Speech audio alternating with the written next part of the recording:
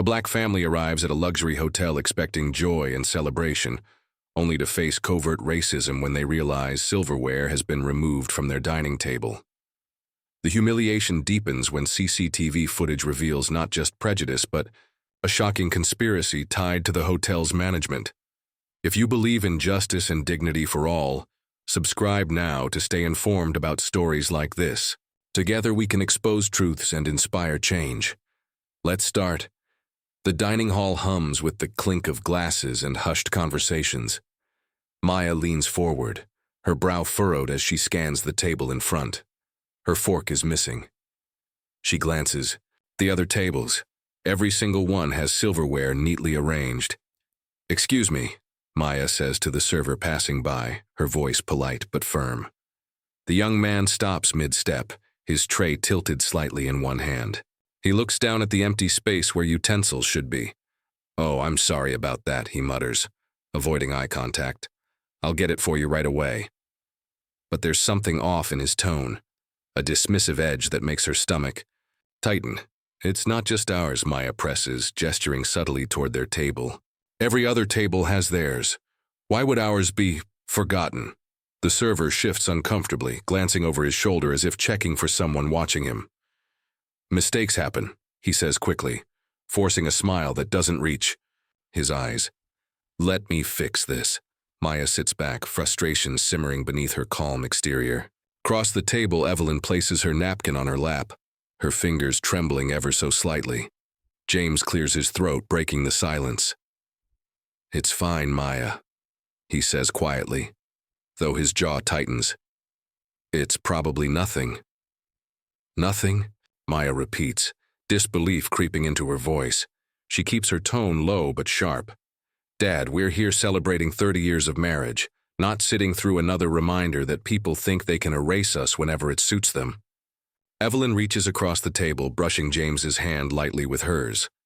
"She's right," she murmurs, her voice steady but laced with quiet anger. "We shouldn't have to ask twice, or at all, for what everyone else gets without question." James exhales sharply, his shoulders sagging under the weight of unspoken memories. For a moment, no one speaks. The room feels louder now, the laughter from nearby tables grating against the tension at theirs. Finally, the server returns with forks, setting them down awkwardly before retreating. Maya picks hers up, examining it as if searching for answers. Etched into the metal. "This isn't okay," she whispers, more to herself than anyone else. "None of this is okay." Evelyn nods slowly, her gaze fixed on the bouquet in the center of the table. It had seemed so hopeful when they arrived. Now it feels like an ironic centerpiece wilting under the weight of everything unsaid. James stares at his plate, his hands gripping the edge of the tablecloth. Memories flood back. Decades of moments, like this, swallowed whole because speaking up felt too dangerous, too exhausting. But Maya's words linger, cutting deeper than any insult could. "People think they can erase us." For the first time in years, James lets himself feel the truth of them. The hotel suite is quiet except for the soft hum of the air conditioner. Maya sits cross-legged on the couch, her laptop open as she watches the edited CCTV footage provided by management.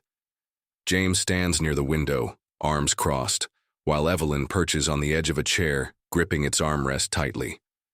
"They cut it," Maya says finally, her voice low but sharp with frustration. "Look at this, it's useless." James turns from the window, his expression guarded. "What do you mean, cut?" Maya pauses the video and leans back, rubbing her temples. "I mean, they've sanitized it. There's nothing here that shows what really happened. No staff hiding the silverware, no one tampering with our table. It's like they erased everything." Evelyn looks up, her knuckles white, against the armrest. "Are you sure? Maybe we're missing something." "I'm not missing anything," Maya snaps, then softens when she sees her mother flinch. "Sorry, Mom, I know what I saw.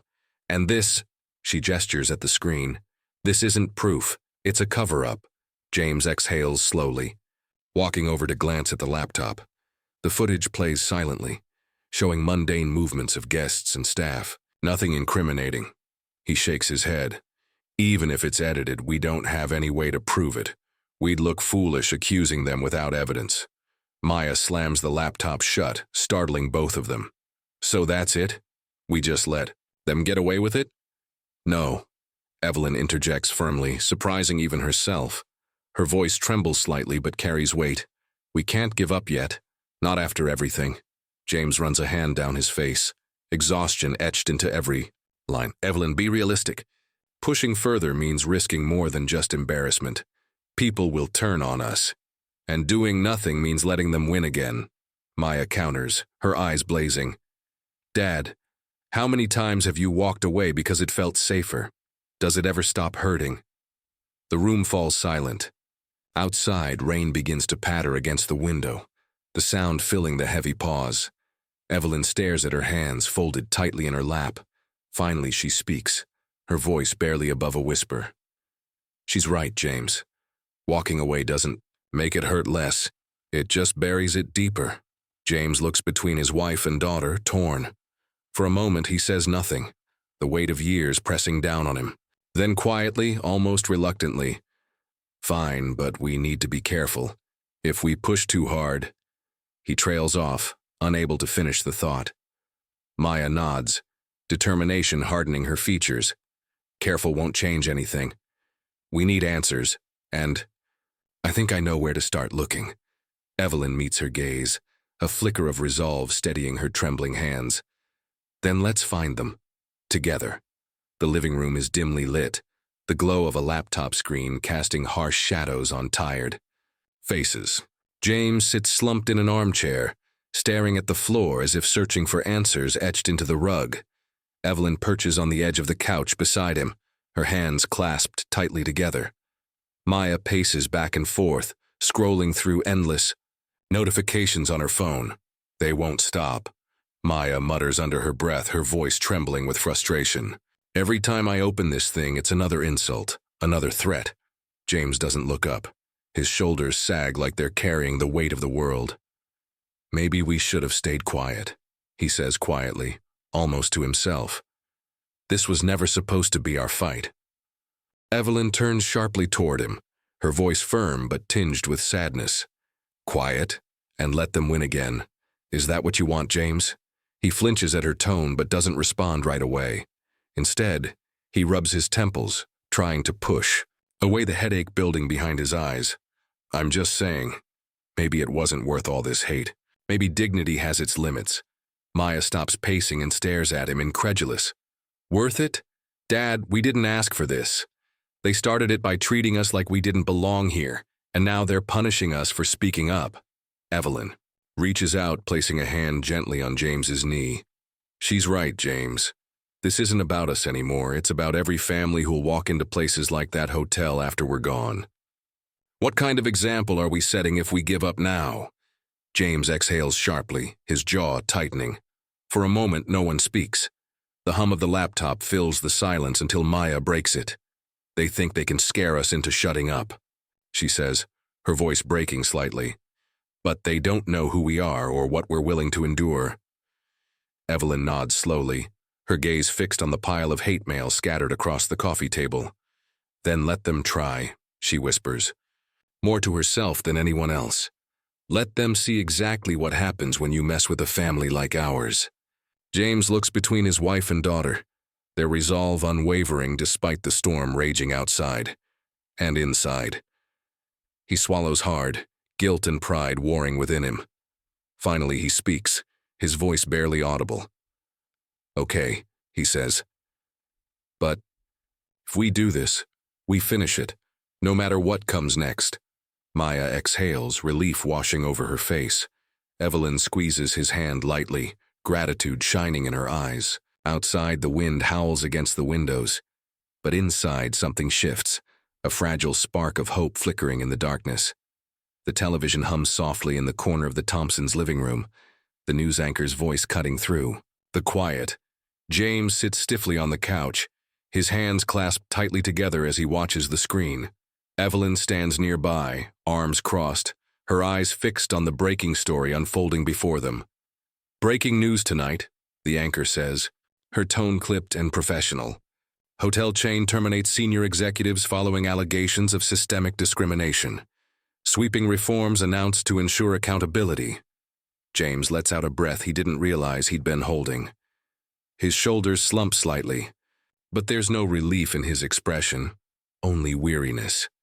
"It's done," he mutters almost to himself. Finally. Evelyn doesn't respond immediately. She turns away from the TV, her gaze settling on James. "Is it, though?" she asks quietly, her voice steady but heavy with meaning. "Or is this just one battle won?" Maya enters the room, phone in hand, scrolling through notifications. "People are calling it a victory," she says, glancing up at her parents. "But they're also saying it's not enough. The policies, the training, it's all good, but will it actually change anything?" James shakes his head slowly. "Change doesn't come overnight," he says, his voice tinged with bitterness. "And even when it does, it's fragile. One wrong move and everything falls apart again." Evelyn steps closer, placing a gentle hand on his shoulder. "Then we keep fighting," she says firmly. "This isn't the end, James. It's just the beginning. For us and for everyone else who deserves better." Maya nods, her grip tightening on her phone. "They can't ignore us now. Not after everything that's happened." For a moment, the room falls silent except for the low murmur of the news report continuing in the background.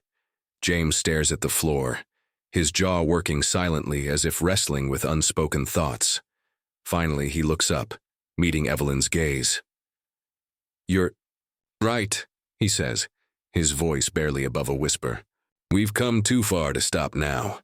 Evelyn gives his shoulder a light squeeze before stepping back. Maya moves to sit beside him on the couch, her presence a quiet reassurance. Outside, the faint sound of protesters chanting drifts through. The window, a reminder that the fight is far from over. "It's bittersweet," Maya admits after a while, breaking the silence. "Knowing we had to go through hell just for them to listen." James exhales sharply, leaning back against the couch. "Justice always comes at a cost," he says, his tone resigned but resolute. "But maybe it'll be worth it in the end." Evelyn crosses her arms again, her lips pressing into a thin line. "It has to be," she murmurs more to herself than anyone else. "Because if it isn't, then what was all this for?" The three of them sit in silence for a while longer, the weight of their journey hanging heavy in the air. Yet beneath the exhaustion and uncertainty lies something else, a fragile spark of hope, quietly flickering in the darkness. If this story stayed with you, it's because moments like these remind us of the power we all hold to make a difference. Imagine how many others are out there, fighting their own battles for justice and dignity. By sharing this video, you're not just spreading awareness, you're standing with them. Your voice matters. Let us know in the comments what part touched your heart or inspired you to act. If you believe in stories that spark change, hit like and subscribe to join our community. Together we can keep these conversations alive and turn empathy into action.